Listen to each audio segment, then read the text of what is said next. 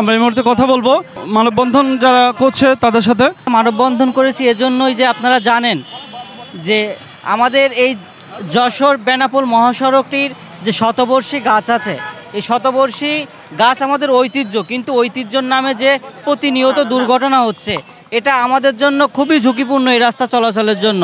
কারণ এই গাছের ভিতরে আসলে মেয়াদ উত্তীর্ণ হয়ে গেছে। আমরা জানি যে গাছগুলো প্রায় 200 বছরেরও বেশি সময় ধরে গাছটার বয়স।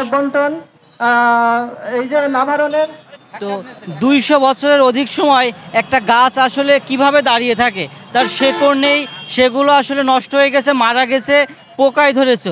তো সামান্য ঝড় বৃষ্টিতে এই গাছগুলো ভেঙে পড়ছে মহাসড়কের ওপর এবং সেখানে আহত নিহত সংখ্যা দিন দিন বেড়েই যাচ্ছে। তো গাছের থেকে কি আমাদের জীবনের মূল্য কম? তো আমরা প্রশাসনকে আহ্বান জানাচ্ছি এবং জেলা প্রশাসককে যত দ্রুত সম্ভব আমাদের এই মৃত্যুফাত, এই মৃত কিংবা অর্ধমৃত গাছগুলো এই মহাসড়ক থেকে অপসারণ করার জন্য। ধন্যবাদ। বিসমিল্লাহির রহমানির রহিম। আসসালামু আলাইকুম। আমরা সকলে জানি যে এখানে আজকে কি কারণে দাঁড়িয়েছি। আমাদের এখানে আজকে দাবি হলো, আমরা মূলত জানি যে যশোর থেকে এই বেনাপোল পর্যন্ত যে মহাসড়কটা আছে, এই মহাসড়কটা আমাদের একটা আন্তর্জাতিক মানের একটি হাইওয়ে হিসেবে পরিচিত। এখন এই মহাসড়কে আমরা যদি দেখি লাউজানি থেকে শুরু করে আমাদের শার্শা পর্যন্ত যে রোডটা আছে, রোডের পাশ থেকে অধিকাংশ গাছগুলোই এখন প্রায় মৃত আধা মৃত। আর যেগুলো মৃত আধা মৃত হয়েছে তার পাশাপাশি যেগুলো আমাদের জীবিত গাছ আছে, সেই গাছেরও অধিকাংশ ডালপালাগুলো আমরা দেখি যে রাস্তার উপরে ঝুলন্ত অবস্থায় থাকে। তো আমাদের দাবি হলো যে রাস্তার পাশ দিয়ে যে মৃত আধা মৃত গাছগুলো আছে, আমরা আমাদের যে যারা দায়িত্বপ্রাপ্ত আছে, আমাদের উপজেলা প্রশাসক, আমাদের জেলা প্রশাসক প্লাস আমাদের বন বিভাগ, যারা এই সকল দায়িত্বপ্রাপ্ত আছে তাদের কাছে আমাদের আহ্বান থাকবে যে আপনারা বিচার বিবেচনা করে দ্রুত এই সমস্যাগুলো সমাধান করুন। রোডের পাশ থেকে মৃত আধা মৃত গাছগুলোকে অপসারণের চেষ্টা করুন।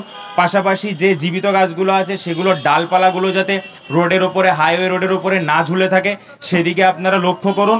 তা না হলে আমরা আজকে মানববন্ধন করেছি, পরবর্তীতে আমরা রোডে নামবো, বিক্ষোভ মিছিল করব, আমরা কিন্তু আমাদের দাবি আদায় করে ছাড়বো। তো আমরা রাস্তায় নামার আগে আপনারা সচেতন হন, আমরা সচেতন হওয়ার চেষ্টা করছি। সচেতন হয়ে আমাদের পাশে দাঁড়ান, জনগণের পাশে দাঁড়ান। ধন্যবাদ সকলকে। সড়কের যারা দায়িত্বে কর্তব্যে আছেন তাদেরকে বলে অতি দ্রুত এই গাছের মৃত ডালগুলো কেটে নেন, এটাই আমাদের আহ্বান। দর্শক মণ্ডলী, আমরা সরাসরি শুনছিলাম মনিবের কাছ থেকে। এখন আমরা শুনি কৃষ্ণচূড়ার ডাল পড়ে এবং ওই ট্রাকটির পরে যে ড্রাইভার ড্রাইভ করছিল, গাড়ি চালাচ্ছিল, ড্রাইভারটির সমস্যার সম্মুখীন হতে হয়নি, অল্পতেই বেঁচে গেছে। কিন্তু এখানে দুই পাড়ে হাজার হাজার জনতার উপস্থিতি ছিল সেই মুহূর্তে।